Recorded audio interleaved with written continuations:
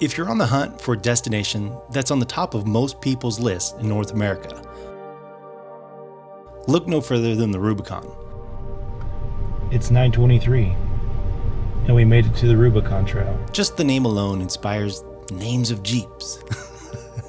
The sheer volume and extreme difficulty with unrelenting obstacles makes this a proving ground for many off-road enthusiasts. Over the next 24 hours, I'll be four-wheeling, camping, and returning over a short section starting at the Loon Lake entrance. I mean, I guess there's not much left but to start. This will be a reconnaissance mission, a shakedown of sorts, to see if Everest, our truck, is even up for the task to complete the whole trail later this year, if the weather holds out. So what I can figure out from where I'm at on the Rubicon Trail is that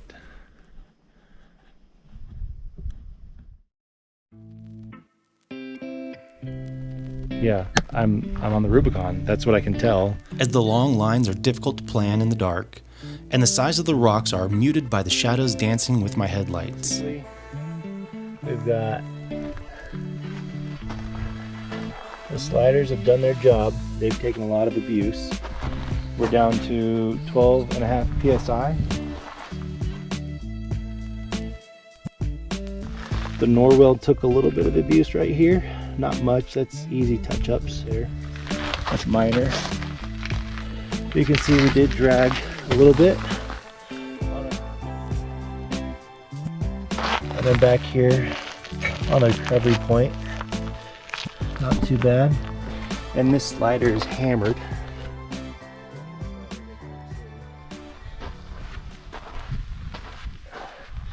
And then right here, if you guys can see, a tiny little bit of body damage. I think we can buff that out. Finally, as I pull into my campsite somewhere near where Wentworth Springs and the Rubicon meet, I'm about a quarter mile beyond the Whalebones, next to Pleasant Lake. Hey guys, good morning. It is around 6:50 and the sun's finally coming up. So I'm gonna start hitting the trail again. Get the drone up. Get some sweet shots. Let you guys see what it's really like out here. At least on the first part of this trail. In the morning, looking back at the Whalebones, I really had to plan my attack. Many things in this section are narrow, and the rocks are tall.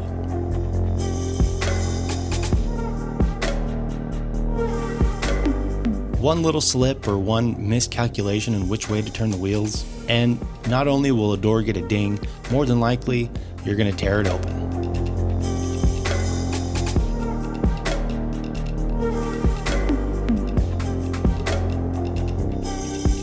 This trail is absolutely relentless. It's one obstacle after another. It really doesn't take long to realize that a spotter would have been extremely helpful.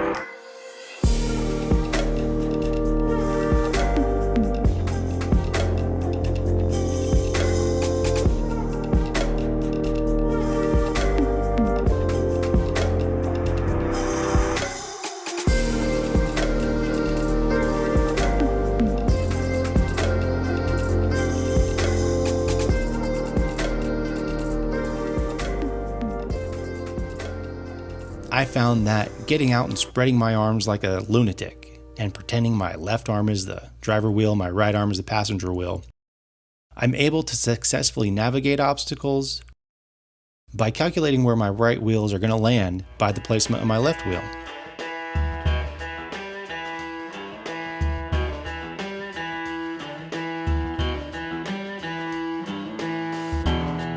This may not look like much on camera, but the pucker factor was at 8, and one little slip would have easily ended with me on the lid.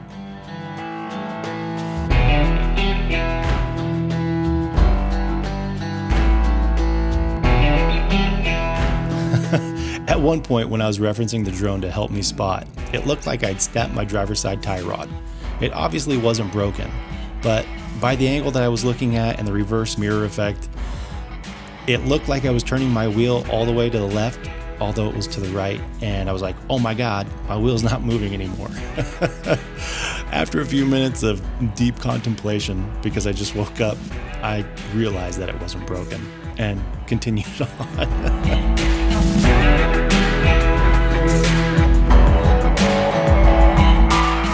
After getting myself into position at the bottom of that embankment, I had to let the body armor do its work.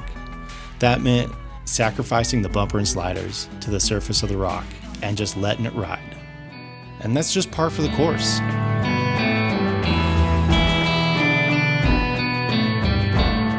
That's what I call a high-quality insurance plan. Pair of sliders and steel bumper. Can't beat it.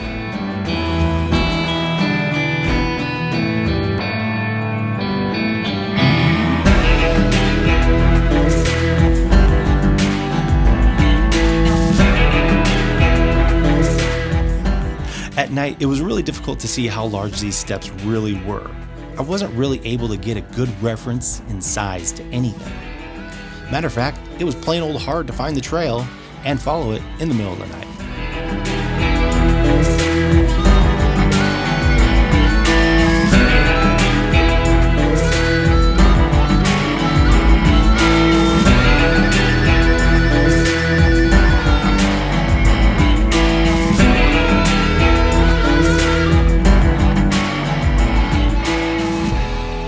As I'm getting to the Granite Bowl lookout, I just have to take a few minutes to enjoy the scenery and reflect on what I just went through. Because the whale bones were one thing I was definitely nervous about.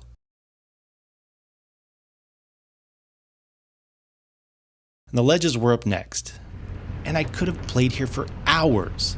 It's so much fun. As I'm getting through the Granite Bowl, the sun starts to rise over Pleasant and Loon Lakes, and activity starts to pick up on the trail. The Granite Bowl is amazing to see. There's all these tiny little specks within the granite that make it shimmer and shine in the morning light.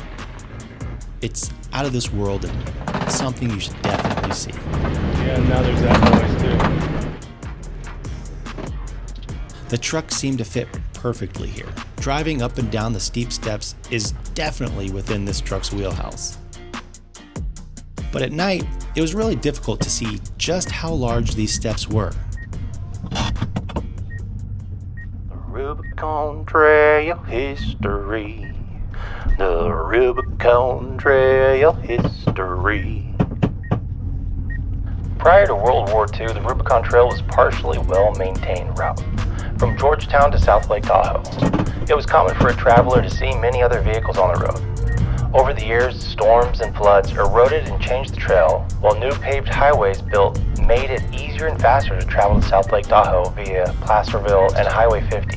In 1953, the depressed economy of the once blooming gold rush town of Georgetown prompted a group of locals led by Mark Smith to discuss the possibility of an annual Jeep trek from Georgetown to South Lake Tahoe. After the men made several scouting trips, the men worked hard to gain publicity for their event. And although most Jeeps in 1953 were old military machines, they were equipped well enough to conquer the trail. 55 vehicles and 155 people set out. It was a raging success. And this began the Jeepers Jamboree.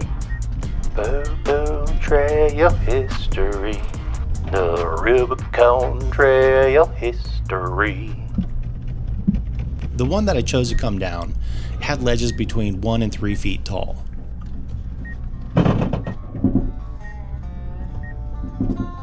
With a total drop of around 12 feet. And it had a large boulder at the bottom. Just in case I slipped, it would catch me.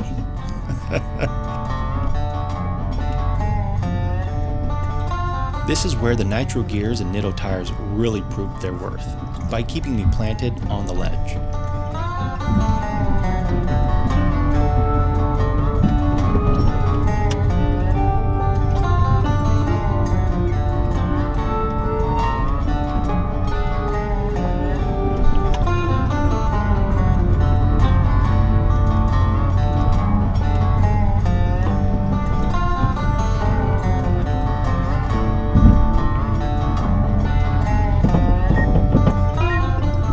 About the ledges, some of them were big enough that even I didn't want to attempt them, and I'm sure only the most extreme builds go over them because there's not many tracks on them. But occasionally you'll find a nice oil spot that runs along the rocks, and you know that somebody blew out a diff or bashed their oil pan so hard that it just finally gave way.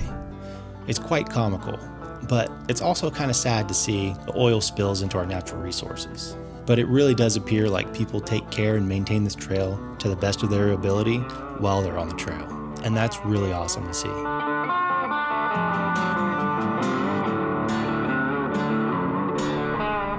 Coming up the alligator pit, my nerves are steady, and I'm ready to finally see the gatekeeper in full light.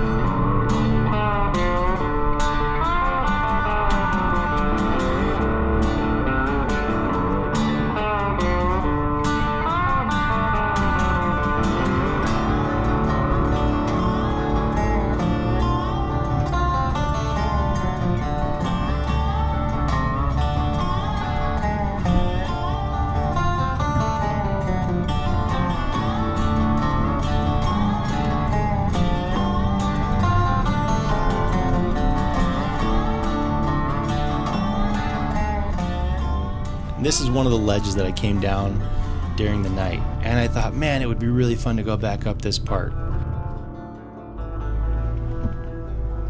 And I really made sure to keep my lockers disengaged during this. So this is all 4-wheel low, first gear with left foot braking. In just a moment here, I'm going to lose traction on my back driver tire. And I just go ahead and I provide a little bit of left foot braking, and we creep right on out.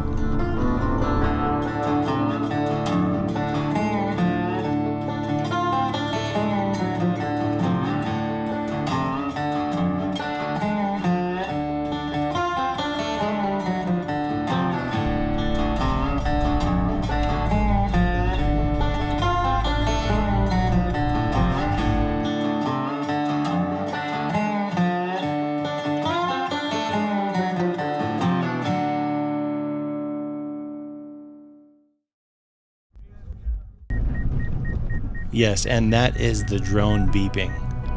So I have my phone hooked up to the drone controller. I apologize, that is something that I absolutely do need to have turned off next time.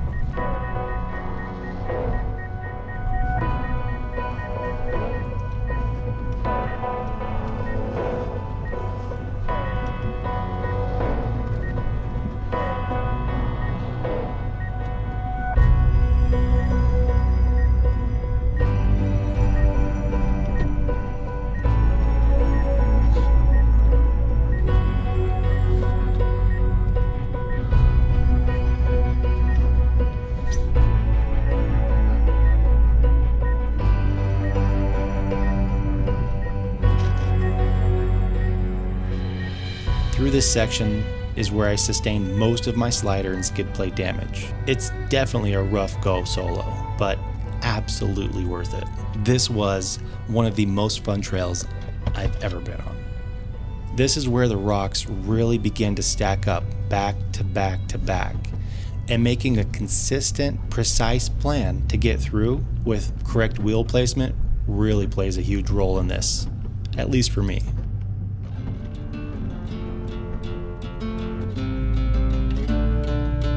You can see how narrow and tight it is, and I can't actually fit through it. Even if I was to turn myself around, it's just too sharp of a turn. So it comes up to using my slider, placing it on the rock, and then accelerating through the turn to kind of pivot off of the slider. And this is also the section where I noticed that my rear locker was leaking. Because just in a few moments, we're going to hear the compressor cycling on about every 5 to 10 seconds, and then it progressively increases in the rate of time. Under further investigation, I found that the compressor just ended up having a blown out seal that was easily replaced.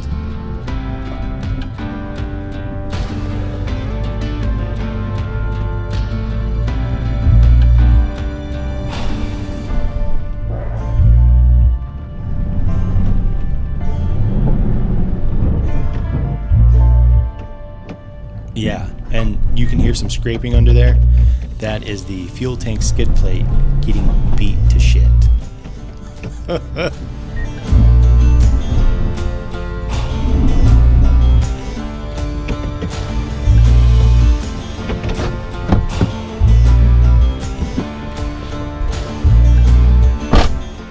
2 rocks ought to do it, I think. Let's plant our wheels there, Austin.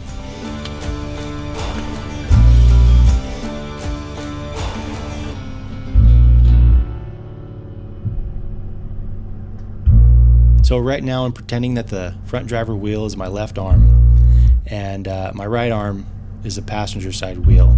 And if I can pay attention to where my left tire is, it helps me plan where my right tire will be.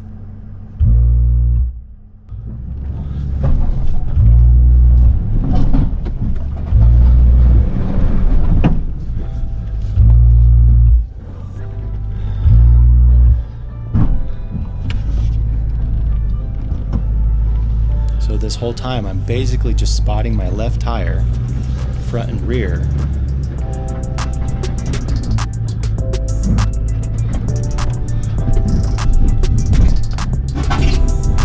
Passenger slider, a little bit of gas will get us through.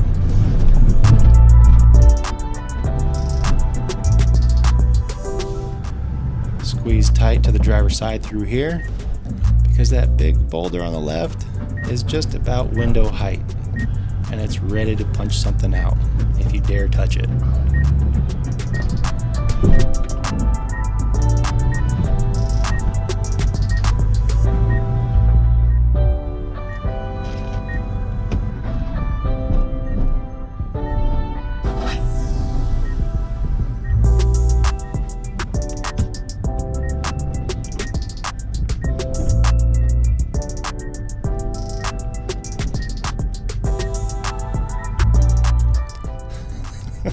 Right here is where I got really embarrassed. There's a Jeep Grand Cherokee coming through here, probably nothing larger than a 32-inch tire, and it has almost zero complications getting through this whole section.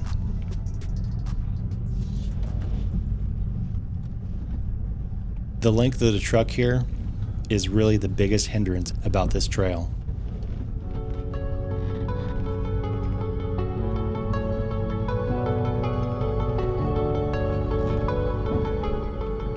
And oddly enough, this section provided enough rocks in a row that I was really able just to ride it out, almost in a straight line, with just a little bit of manipulation and wheel placement.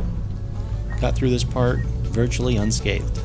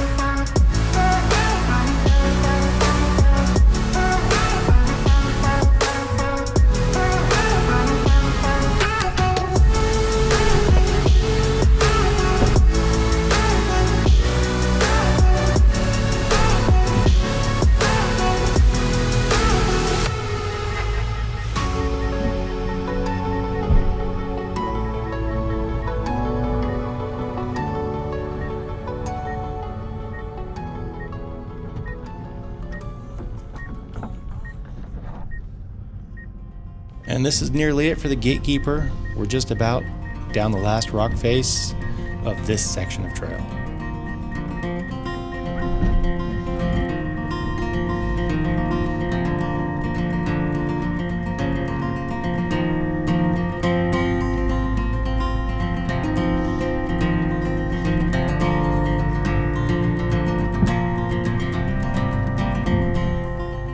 Before we go, let's go ahead and scrape the slider one more time.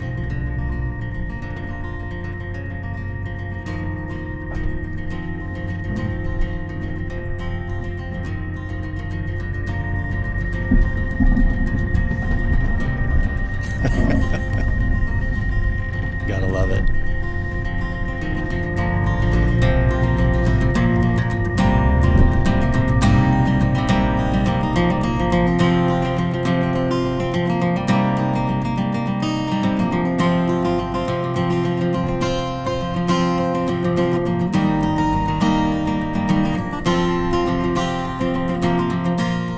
And that, my friends, is the gatekeeper. Let's just go ahead and fast forward all the way to the hot rock.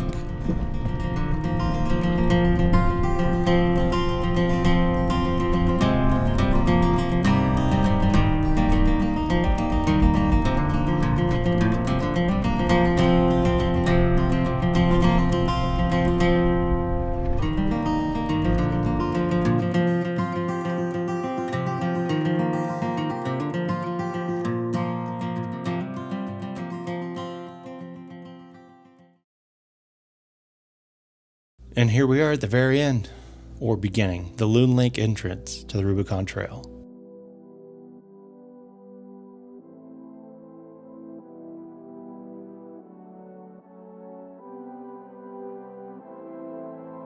Stay tuned, because after this I have an after-action report just for you, to give you some tips and tricks to help you get through your Rubicon Trail adventure.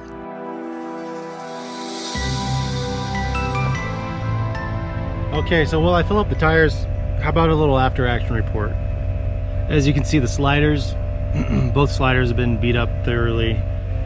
Oddly enough, the tires, they took less damage than when I did Trail 5 last week. The underbody took an extreme amount of damage. The RCI aluminum skid plate got beat to heck. The cool thing is it still held its form, it still did its job, it did everything that it should have, and it protected all the vital components of the truck. The fuel tank skid pan from RCI got thrashed, and I might even have to look at replacing one of the belly bands that holds the fuel tank up. The Raptor liner held up really great, and I'm thoroughly impressed with it. And then when I get home, I'll probably just do some rattle can. I know I have a spare Raptor liner in a can, and I might actually use that, because this may be the perfect opportunity to use it. The front bumper got a little beat up.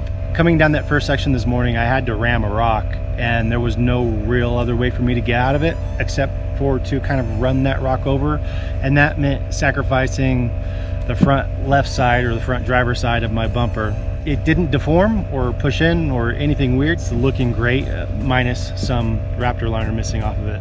The inner wheel well liner is just getting in the way of the tire when it articulates and flexes through its range of motion.